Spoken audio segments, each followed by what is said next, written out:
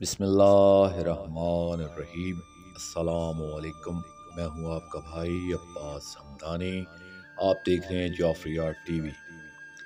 آج کا ہمارا موضوع سخن ہے شہنشاہ امام زمانہ اجل اللہ فرج شریف کا اسم پاک التامس اجل اللہ فرج شریف وصلوات اللہ علیہ۔ اے طالبان دولت اسلام، جیسا کہ آپ جانتے ہیں کہ ہم اپنا سفینہ بیان بحر عرفان میں مسلسل کھیتے چلے جا رہے ہیں اور ایک ایک کر کے اسماء حسنہ کے جزائر خضرا کے اسرار کو جزوی طور پر دریافت کرتے چلے جا رہے ہیں۔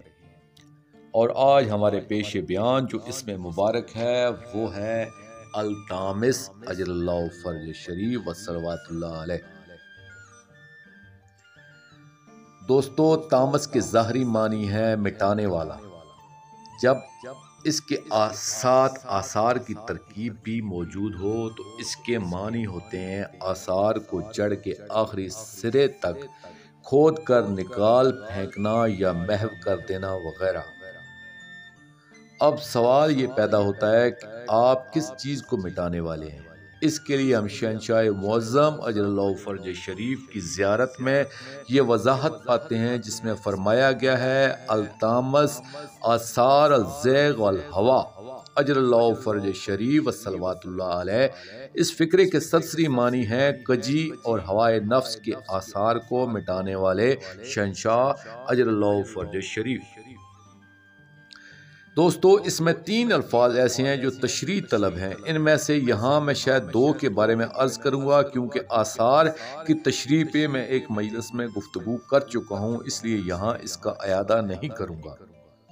جو دو الفاظ تشریح طلب ہیں ان میں سے پہلا لفظ ہے زیغ، جس کے عام معنی ہے کجی یا ٹیڑھا پن۔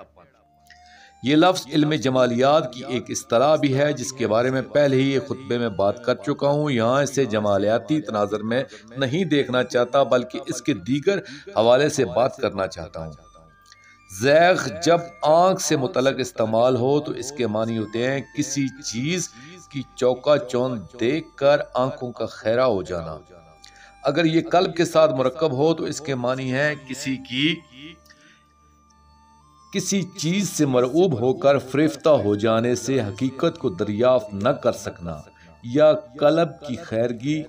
اسی طرح جملہ حواس ظاہری و باطنی کا ادراک کے حقیقت سے عاجز رہ جانے کی وجہ سے غیر حقیقت کی طرف رجھ جانا زیغ کہلاتا ہے۔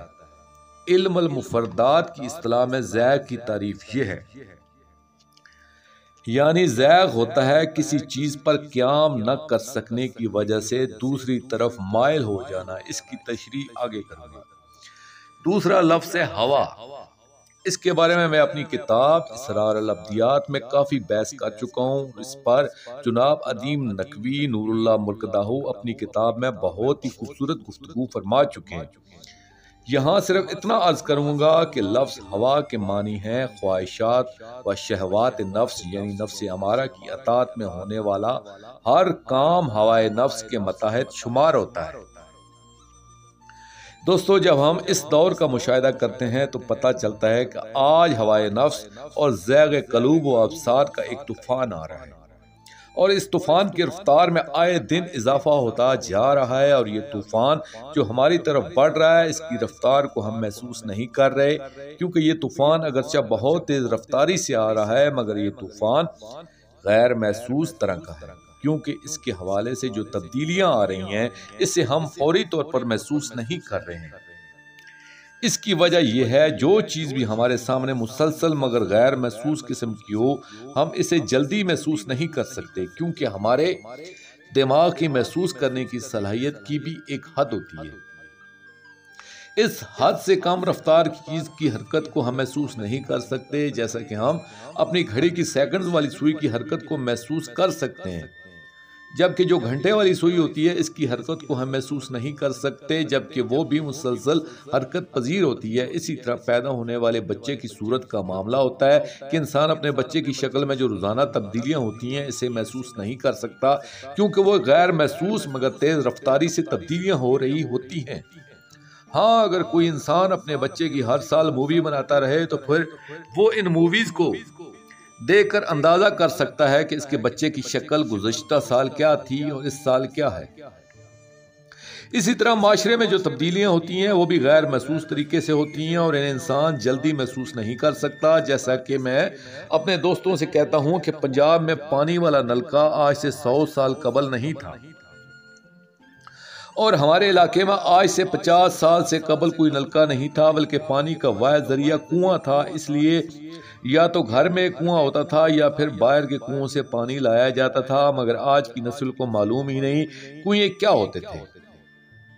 اسی طرح ضلع لیہ میں چینی 1947 کے بعد متعارف ہوئی ہے، اور اس زمانے میں اسے دیہاتی لوگ میٹھا نمک کہتے تھے، ورنہ اس زمانے میں گڑ ہی ہماری سویٹس میں استعمال ہوتا تھا۔ اسی طرح معاشرتی تبدیلیاں آ رہی ہیں اور ہم انہیں نہیں سمجھ رہے۔ اس دور میں جس طوفان کی بدبو میں محسوس کر رہا ہوں، اس کی طرف ابھی تک ہمارے مذہبی لوگوں کی توجہ ہی نہیں گئی، اور علماء کرام آپس کی جھگڑوں میں اور فروعی مسائل میں ایک دوسرے پر کفر و شرک کے فتوے دینے سے فراغت ہی نہیں پا رہے کہ وہ اس آنے والے طوفان کو سمجھ سکے۔ جیسا کہ چین میں جب طوفان آیا تھا تو اس وقت چینی اور جاپانی آپس میں لڑ رہے تھے، اور طوفان دونوں کی جان لینے آ رہا تھا، اور انہیں معلوم بھی نہیں تھا کہ ہماری فتح و شکست کا تو اور ہی فیصلہ ہونے والا ہے، یعنی اس جنگ میں دونوں ہار رہے ہیں اور جیت صرف طوفان کی ہونے والی ہے۔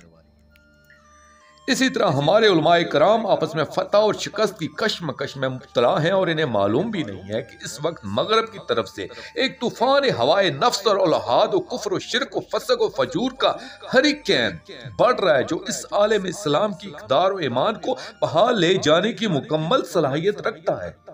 آج ہمارے سامنے جو کمپیوٹر نیٹ ورک ہے، یا جو ہمارے سامنے سیٹلائٹ میڈیاز کے نام پر جو ٹارنیڈو برساتی طوفانی بگولا ہماری طرف آ رہا ہے، اس میں کیا کیا برباد ہونے والا ہے، یہ فحاشی کا ایوالانچ جو ہمارے اوپر گرنے والا ہے، اس نے کس چیز کو پیس کر رکھ دینا ہے، یہ کوئی نہیں جانتا، اور نہ اس کی آمد کا کسی کو احساس ہے۔ یہاں تو فروعی مسائل پہ گالی گلوچ چل رہا ہے اور عالمانہ گالیاں ایجاد ہو رہی ہیں، محقانہ ایبیوز دشنام پروڈیوس کیے جا رہے ہیں، جبکہ اس وقت ہمیں اس طوفان کے مقابلے کے لیے مل جل کر کام کرنے کی ضرورت ہے۔ یہ پورے عالم اسلام کا مسئلہ ہے۔ اس آنے والے طوفان میں شرافت برباد ہو جائے گی، عصمت فنا ہو جائے گی، خاندانیت نیست و نابود ہو جائے گی، شریف زادیوں کی چادریں اڑ جائیں گی، پردے جل جائیں گے، ایک مادر ذات آزادی ہمارے مسلمان اور شریف گھروں کی دیواریں گرا دے گی، اور ابھی گرا رہی ہے۔ اسلامی پردہ، عصمت، شرافت، طہارت، پاکیزگی، لذت مناجات، گریہ شب، احترام باہمی، عزت بزرگاں، شفقت پدری اور ماں کی ممتا، یہ سب جل کر راکھ ہو جائے گا، اور ستم یہ ہے کہ ہم اسی طرف دیکھ بھی نہیں پا رہے۔ دوستو، باقی واقعات آئندہ آنے والی ایک ساتھ میں پیش کیے جائیں گے، اور آخر میں شکریہ ادا کروں گا اپنے مرشد کریم سید محمد جعفر الزمان نقوی البخاری سرکار دامِ ظلہ تعالیٰ کا۔ یہ مضمون میں نے ان کی کتاب نہج المعرفت فی اسماء القائم مجد اللہ فرج شریف جلد 4 سے پیش کیا ہے، اور آخر میں اپنے پاک شہنشاہ کی بارگاہ میں دعا کریں گے۔ اللہ جل یا ولی المظلومین، یا امان الخائفین، یا تامس الزاہغ الہوا، اجر اللہ تعالی فرجک وصلوات اللہ علیکہ، یا ربا محمد وآل محمد صلی اللہ محمد وآل محمد واجل فرج آل محمد صلی اللہ علیہ وآلہ وسلم۔